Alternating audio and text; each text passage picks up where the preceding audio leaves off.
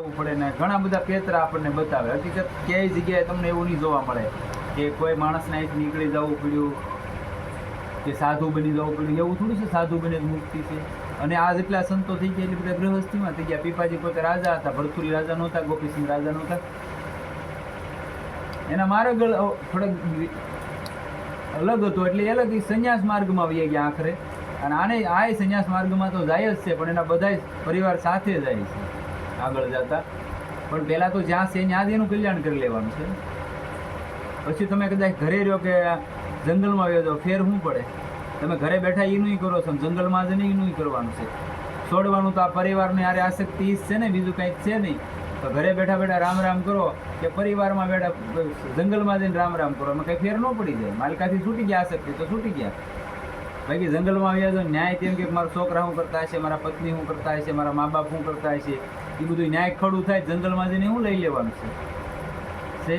અહીં સત્સંગમાં આવીને અહીં લઈ પછી આપણો જીવ બહાર જોડામાં કોઈક લઈ ગયું લઈ જાય, સપલું કોઈક લઈ ગયું લઈ જાય, તો એ વાહે જોડા સામે જ ધ્યાન રહે, બીજે ક્યાંય રહે.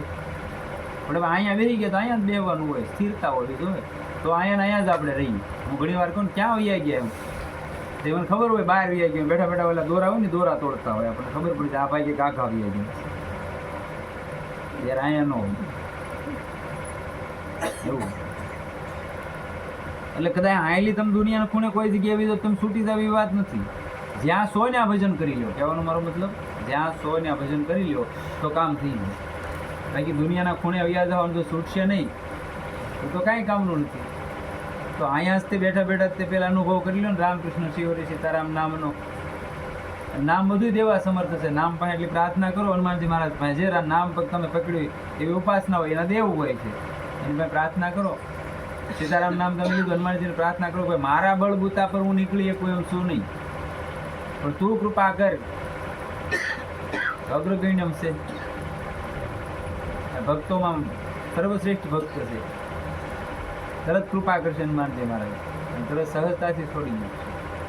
હવે આપણી ત્યાં સુધી એની ક્યારેય એને પ્રણામ કરવાની અંદરથી મનસ્વીતા નથી થતી. ચાલો ભાઈ ત્યાં 2 મિનિટ પ્રાર્થના કરો, એવી ક્યારેય થતું જ નથી. આપણે તો મોટા હું કોને ખબર હું અભિમાન હોય, રાવણના કાંઈ હદા થતા હોય કોણ ખબર, એનું તમે અભિમાન લઈને જીવતા હોય.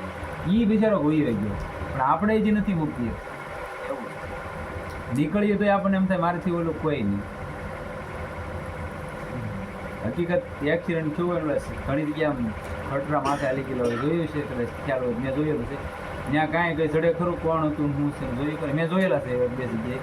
કાંઈ આપણને ખબર જ ન પડે આ ભાઈ કેવા રૂપાળા હતા, કેટલા પૈસાવાળા હતા, ખરું કાંઈ જડે જ નહીં ને. બોલો બધું એમને લીટો થઈ ગયેલું હોય.